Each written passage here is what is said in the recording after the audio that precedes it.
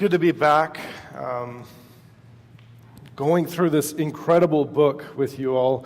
We're now in chapters 14 and 15, and this is not an easy book for us to read. Revelation is tough, not least of which because we get all this incredible imagery and these very confusing timelines, and things are happening, and there's symbols and numbers, and there's a lot of information to take in. But on top of all that, it's tough because in this book we are presented with some very sobering realities. We are presented with the war that rages between good and evil that's been going on since before human history even began and continues to this day. The book of Revelation forces us to deal with this conflict and embrace it as part of reality. We are forced to face up to the fact that we actually have enemies who want to destroy us. There are agents in the spiritual realm who intend to do whatever it will take to drive a wedge between Jesus and the people he loves and gave his blood to save. Now, I don't know if you've ever had a person hate you. I don't know if you've ever had someone who just really wants nothing more than to destroy you. But the fact is that if you belong to Jesus Christ, someone does hate you, and that someone is Satan. And he has tremendous power in this world to make us hurt. He's presented in this book as a dragon who's been thrown out of heaven and down to earth, and that's where we are. And he's here to seek and destroy. The book confronts us with the reality that here on earth, this dragon has given power to political powers and religious powers to wage war on God's people. Governments and religious institutions in this world are not benign. They're not neutral. Satan, working through people in this world, will try to either drive us away from Christ by making us hurt, or he'll try to lure us away with deception and distraction and temptation. But either way, his intentions for every single one of us are for us to throw up our hands and say, that's it, I'm done. I can't take it anymore. It's not worth it. That's what he wants each one of us to do. And people do give up. Not every soil that receives the seed of the gospel, as Jesus puts it in the parable of the soils, will produce a harvest. Not everyone who starts this race finishes it, and I hate that. I hate it when people give in to the dragon. You know, most of us know someone who at some times have said that they believe, and they've been a part of a community of faith. But then they've been led to believe that God has failed them. Like Adam and Eve in the garden, that God didn't have their best interests at heart. Or they got distracted, and one day at a time, their commitment to Jesus died a little bit by 1,000 cuts until it was nothing. Or they wanted something really badly, and they knew that Jesus didn't want that for them. They wanted it more than they wanted him. Or they were sold an alternative vision of goodness, which made them ashamed to be associated with the gospel, and they walked away. And you know what? I have friends in every single one of these categories. I know people. This is their story. Here in this book, we are presented with the very, very sobering reality that when people walk away from God, when they do not want God, God will eventually give them what they want. And that's eternity without him. And there is nothing worse that a human being can conceive. Like I said, this is a hard book that presents us with hard realities. But it is also, without a doubt, a good book. This is a book of hope And it's worth reading because it shows us why, despite all the pain that Satan throws us at us, no matter how many times we have to say no to our selfishness, no matter how many times we have to stand against the currents of our culture and the world, no matter how many times we have to say no to temptation, we have to say no to what may very well be an easier life now, no matter how many times we have to deny ourselves. This book is going to show us why it is always worth it. This book shows us why Jesus is always worth it. You know, the churches in John's day, when this book was written in the first century, they were pressed by their government, they were pressed by their culture, and they needed to see, They needed to see why and how Jesus would be worth it. We in our culture need to see why, despite all the costs of following Jesus and refusing to compromise the truth and give up on Jesus, he is still worth it. And you know what? Every Christian, right up until the day that Jesus returns, is going to have to see and believe and hold on to Jesus because he's worth it. To hold on, to finish the race, to produce a harvest, we need to see and understand. I want to share with you that my teen years, they were not happy. There were a few bullies in my high school. That seemed determined to grind my self-worth and my sense of personal safety to nothing. I was absolutely hopeless when it came to athletics. I was very middling when it came to academics because I never did homework. I loved the idea of being a musician. The only problem was I wasn't good at it. I felt like I was useless in the eyes of adults. I was powerless in my own eyes, and probably worst of all, I was completely invisible to girls.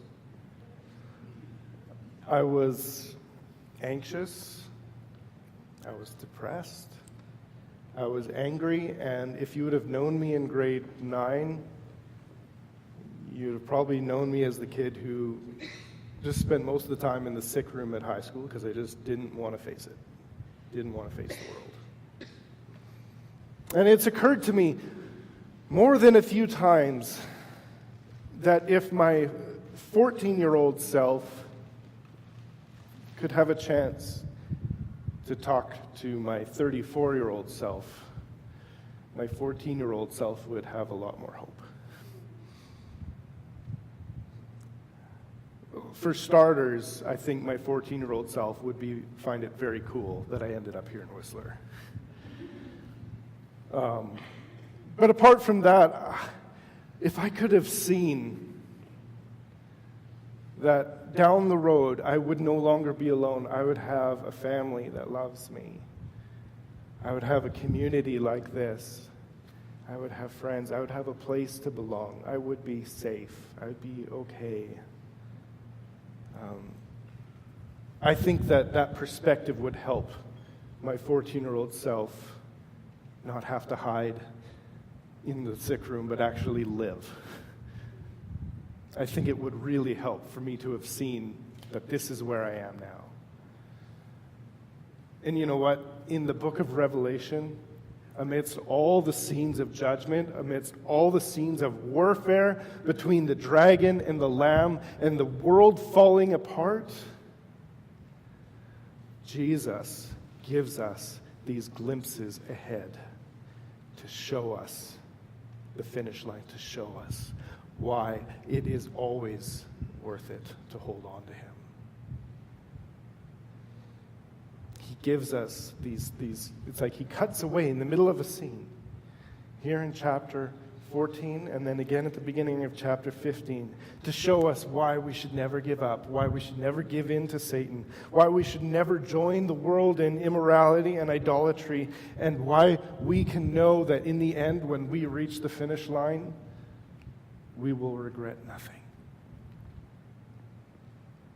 And so we get these pictures of the finish line. He shows us where we're going to be, he shows us who we're going to be, and he shows us what we're going to be doing when our race is finally over. So first, I want to unpack that. If you have your Bible, please open it with me to Revelation chapter 14, and I'm going to begin by looking at where we will be. Excuse me.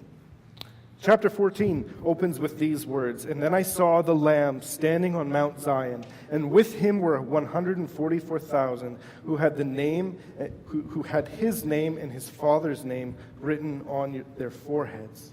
Now, just to refresh your memory, we've seen this number 144,000 before, back in chapter 7. And when I preached on it, I explained that many scholars, not all, but many scholars, believe that this is a representative number describing the other group we see in chapter 47, a multitude no one can count from every tribe and tongue and nation. And these are the people who have been saved by the blood of the Lamb. This is a picture of everyone who belongs to Christ, and they are standing on Mount Zion. Well, the next question then is, what is Mount Zion? See, in the Old Testament, Mount Zion is the hill in Jerusalem where God's temple had been built, where Moses was commanded to build the temple. It's the place on earth where God's presence dwelled among his people in physical space. And it was the gathering place for all who were a part of Israel, where they all came together as one nation. In the New Testament, though, we learn that the earthly temple and the earthly Jerusalem were foreshadowing something else which was to come, something even greater, a new Jerusalem, the city of God. And it's not just a geographical place, it's a people who live in the eternal presence of God, where people and God and all of God's people from every tribe and nation come together. Look with me at Hebrews chapter 12. The author writes, "You have come to Mount Zion," he's talking to believers, "to the city of the living God, the heavenly Jerusalem, and to countless thousands of angels in a joyful gathering. You have come to the assembly of God's firstborn children, whose names are written in heaven. You have come to God himself, who is the judge over all things. You have come to the spirits of the righteous ones in heaven, who have now been made perfect." So here in Revelation 14, we see the people of God represented by this number, 144,000, and they are with Jesus in the city of God. And in chapter 15, we read that these people of God are gathered and they are standing on what he describes as a sea of glass mixed with fire. Now, I can't even imagine what in this vision John has seen, is actually looking at. But I do know that this sea of glass has been mentioned before. We've seen it before in this book. The first time was back in chapter 4, where John was allowed to see into the throne room of God himself. And this is what he said back in chapter 4. He said, "From the throne came flashes of lightning and the rumble of thunder. And in front of the throne were 7 torches with burning flames. This is the sevenfold Spirit of God. In front of the throne was a shiny sea of glass, sparkling like crystal." Now, what do we take from this? What's my point? My point is this. Those who follow Jesus will find the throne room of God, the very presence of God, to be their final destination. To stand for all eternity with the God who created the universe. I remember a few years ago, some friends of ours in Chilliwack, they made a pretty major upgrade to their housing situation. They had previously been living in a little townhouse that was way too small for their rapidly growing Dutch family. And so they bought a house. They bought this really big house with a nice big yard. And I still remember the text they sent out to all their friends when they finally closed the deal. It said, "We closed on the property. We are finally moving into our forever home." You ever heard that term before? It was kind of new to me. Of course, we know that there is no place on earth. There's no building. That's our forever home. There's lots of reasons for that. We have to move because of our jobs. There's foreclosures, changing family situations. If you live in Whistler, immigration status. If you also live in Whistler, carpenter ants. But even more than that, there's the fact that this world, as it is right now, will not allow us to make it our home.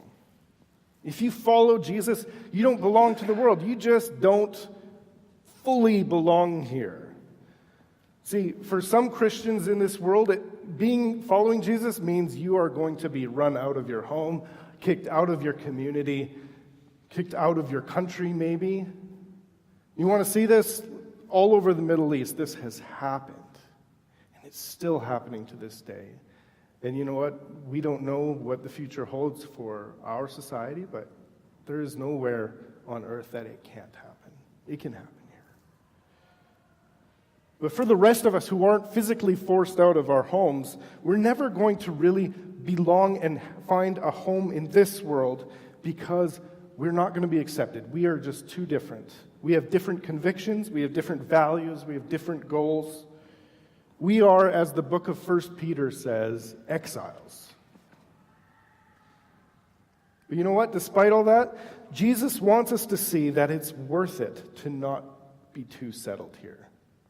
Even though we don't get to make our forever home here, it's still going to be worth it because we are citizens of another kingdom, an eternal kingdom.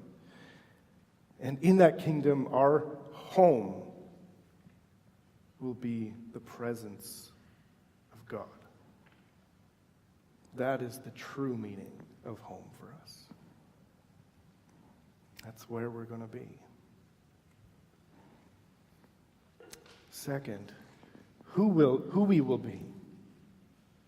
So, what do our 2018 selves living in Whistler, or if you're visiting wherever you've come from, need to know about our eternal selves who will make our home before the throne of God? Let's look at verses 3 to 5. John writes, "There was this great choir singing a wonderful new song in front of the throne of God and before the 4 living beings and the 24 elders. No one could learn this song except the 144,000 who had been redeemed from the earth. They kept themselves as pure as virgins, following the Lamb wherever he goes. They have been purchased from among the people on the earth as a special offering to God and to the Lamb. They have no lies, and they are without blame." First thing we need to know here is that we are redeemed. We have been purchased. Now, what does that mean? What does it mean to be redeemed from the earth? Redemption means that we have been bought out of something. The language of redemption comes from a slave market where you buy someone out of the cage and you take them home with you. In this context, it means being set apart from the way the world does things, the way the world sees things. It means also being set apart from the world's destiny. In the book of Revelation, you see, there are only 2 kinds of people. There are the people who have been marked by the beast, who follow after the beast, who say there is no one like the beast, who depend on the beast for everything. And then there are those who have been marked by the Lamb, who have the name of the Lamb and of his Father on their heads. And they follow the Lamb wherever he goes. And they belong only to him and not the beast. They are set apart. Now, refusing to follow the beast, that's going to mean ostracism. It means rejection. It means you don't fit and there are consequences for not going along. But you have been bought with a price, and that price is that Jesus gave his life for yours. The dragon and those who follow him and his beast, they are destined for eternal judgment, but you've been purchased out of that. You've been brought out and you've been brought into God's family. And here's the most important thing about being redeemed. It's the most important thing about what it means to be bought. We don't do it ourselves. It's God's grace and his love manifested at the cross that has done this for us. And you know what? It is available to every single person who will receive it, who will receive Jesus' sacrifice on their behalf. See, our identity, who we will be, is rooted entirely in grace. It's all about what Jesus has done for us. But the second thing is that we are pure. John says, they have kept themselves as pure as virgins. Some translations say they did not defile themselves with women. Now, some throughout church history have taken this to mean that being a virgin qualifies you for some kind of like status as a super Christian. And benefits that other Christians don't get. And even suggested that sex, even in the context of marriage, is somehow polluting. It's defiling. The rest of the Bible doesn't teach that. It doesn't teach that sex is bad. God created it. It was his idea. And it certainly does not teach that women are defiling. Quite the opposite, in fact. See, Paul uses the language of marriage, the intimacy and the commitment between a man and a woman, to describe Christ's relationship to his church. See, sex as God intended it is beautiful and glorious. So why does Revelation 14 here say that the 144,000 are all virgins? Here's why. Because they have not engaged in spiritual adultery. They have not been unfaithful to Jesus. See, in the Old Testament, one of the most prolific metaphors that the Lord uses to describe his relationship with his people is marriage. Israel is described as the bride of Yahweh. But over and over again, Israel engages in idolatry. They don't think they're rejecting the Lord outright. It's just that they want other gods on the side who can meet their felt needs a little more. But in the context of God's covenant with them, this was, in the language, we got to go full King James here, okay? This is a whoring after other gods. This is spiritual prostitution. And in the book of Revelation, believers are faced with the question, will they be faithful to Christ alone, or will they defile themselves and engage in spiritual adultery? For the church in Thyatira that we read about in chapter 3, spiritual adultery meant that alongside the gospel, they were also inclusive of the teaching of a woman named Jezebel, who taught them that it's okay to engage in eating meat that had been sacrificed to idols, and it's okay to engage in literal sexual immorality. In his letter to the church in Thyatira, Jesus says, listen, if you embrace this teaching, if you tolerate it in your midst, you are committing adultery with this woman. Doesn't have to be physical adultery. If you are tolerating anything other than the gospel, you are committing fornication with her. But you know what? Those who finish the race, those who will live in the eternal presence of God, are those who have not committed spiritual adultery, who haven't been led astray by false teaching and idolatry. So what does this mean for us? What does it mean for the church in 2018? You know what? Two things I need to say about inclusiveness. First, the church is the most inclusive organization that has ever existed in history on the face of the earth. Okay? Doesn't matter what language you speak, it doesn't matter where you've come from, what your culture is, what your race is, what your ethnicity is, how you sinned before you came to the Lord. Doesn't matter your social or economic status. You belong here. The church is home for everyone who will make it their home. At the same time, the church is rigidly exclusive because the church has only one God. The church can only follow Jesus Christ, and he tolerates no rivals. People of every kind are welcome here. Other gospels are not. That's what faithfulness to Jesus looks like. That's what it means to be pure. Third, we follow the Lamb wherever he goes. Belonging to Jesus means following him. Excuse me. Following means being obedient to the Word of God and to His Spirit.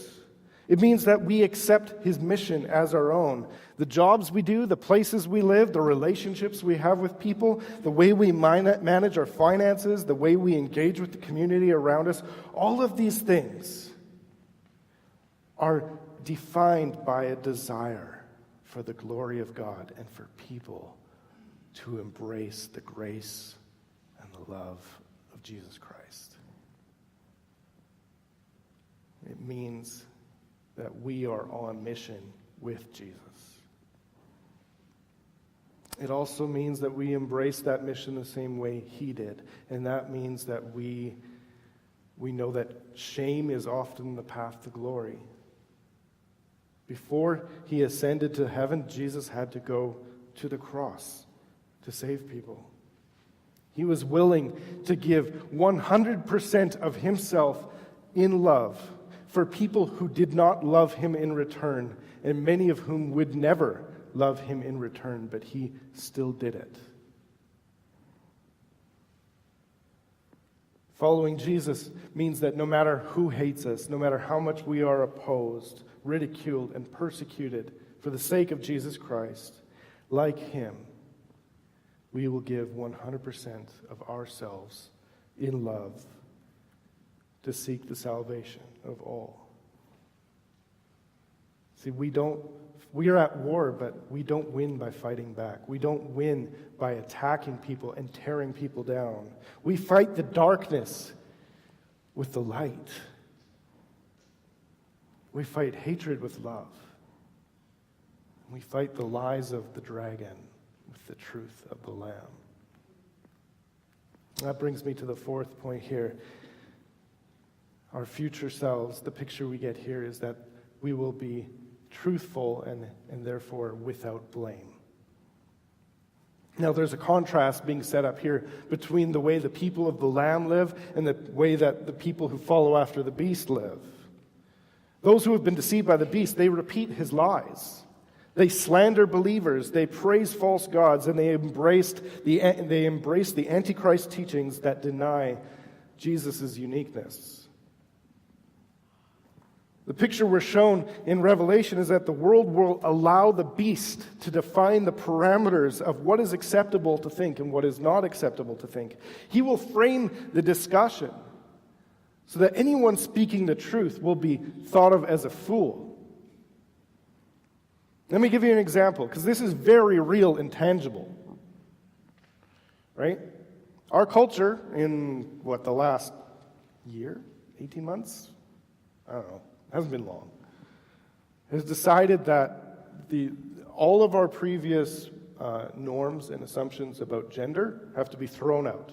We're going to rewrite the book on how gender is defined and how it relates to identity. And you know what's been completely absent from this discussion in culture? The truth, right? Genesis 1:27 says, God created human beings in his own image. In the image of God, he created them. Male and female, he created them. That's it. For anyone to bring this up in any kind of public forum, you'd be laughed out of the room. That's how the beast operates, to just completely exclude the truth from the parameters of what's acceptable. But even if society has moved on, the people who follow the Lamb are people of the truth, and so we don't move on from the truth. This vision of the people of God gathered before the throne shows us that those who will continue to live by the truth, those who will continue to speak for the truth and represent the truth, will be shown blameless in the end. In the final telling of history, those who follow the Lamb and speak the truth will be on the right side of history. Whatever embarrassment, whatever rejection, whatever harassment, whatever marginalization you have to deal with, you know what? If you're on the side of truth, it's going to be worth it. Third, what we'll be doing. I'm going to close by looking at what we'll be doing, and for that, we're going to look at the singing that happens in both chapter 14 and 15. Read with me in chapter 15, starting in verse 2. John says, "I saw before me what seemed to be a glass sea mixed with fire, and on it stood all the people who had been victorious over the beast and his statue and the number representing his name. And they were all holding harps that God had given to them. And they were singing the song of Moses, the servant of God, and the song of the Lamb. Great and marvelous are your works, O Lord God the Almighty. Just and true are your ways, O King of the nations. Who will not fear you, Lord, and glorify your name? For you alone are holy. All nations will come to you and worship before you, for your righteous deeds have been revealed." And then I looked, and I saw that the temple in heaven, God's tabernacle, was thrown wide open. So we have this picture of everyone who refused to follow the beast and has held on to Jesus, even to the point of their own death. And they're singing. John says they're singing the song of Moses and the Lamb. Now, to understand this, you need to go all the way back in the Old Testament to the book of Exodus, which tells the story of God's people who had been enslaved in Egypt for 400 years. For 400 years, they were forced to serve Pharaoh. No freedom, no safety, no hope. And then the day came when God brought his judgment on Egypt. He broke the power of Egypt to hold them in slavery. And they were free. And they headed out into the desert, and they got stopped by the sea, which was there.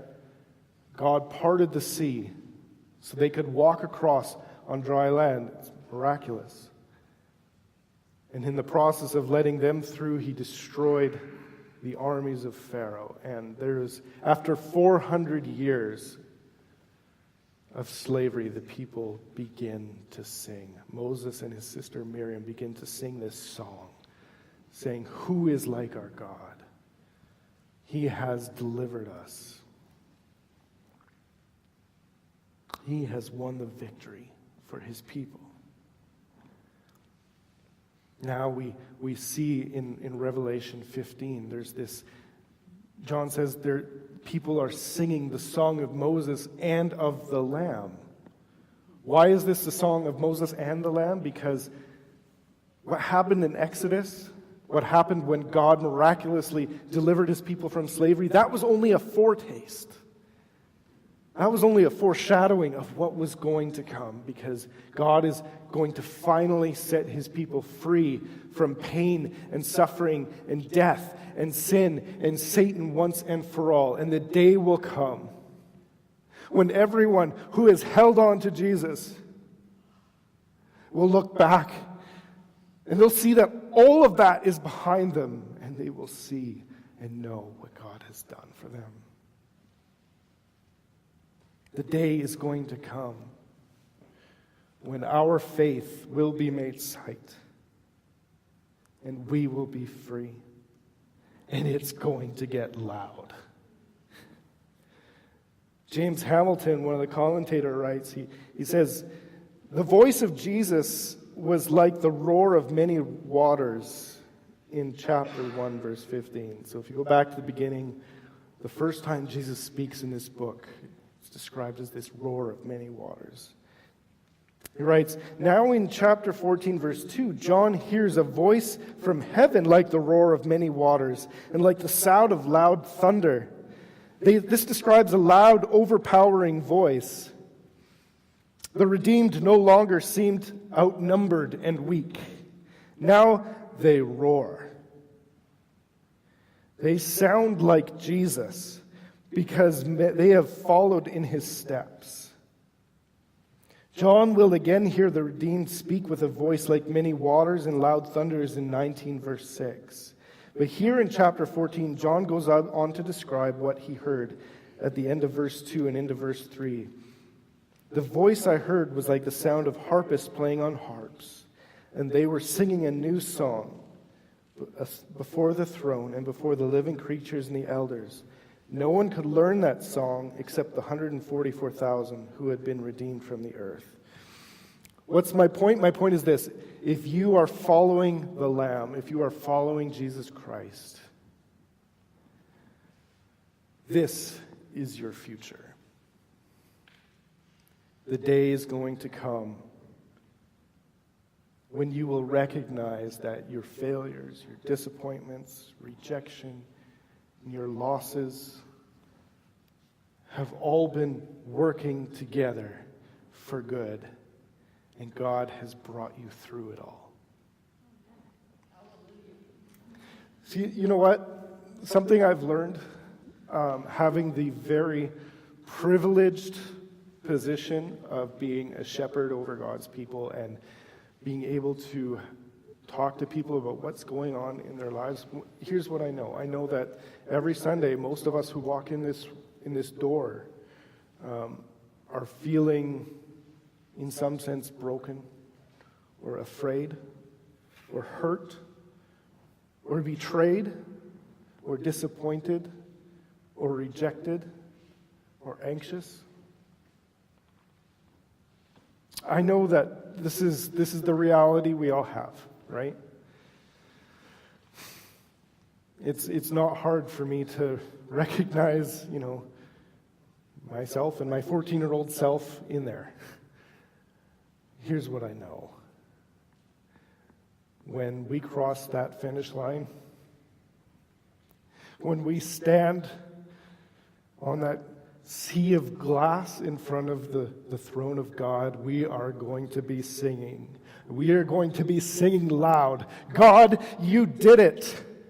How can I do anything but worship you because you really are holy? You have shown that you really are good. You really do love us. You really have shown yourself just. You really are beautiful. You really are worthy. And every time I had to hold on, every time I had to say no to myself, every time I had to speak the truth, even when no one would listen, every time I had to give sacrificially for your kingdom, all of that has been completely and undeniably worth it. Who in the universe is like you, oh God? Amen. Hallelujah. Whatever you walked in the door with, whatever you're facing right now, follow the Lamb. And this is where we're going to go. Let's pray.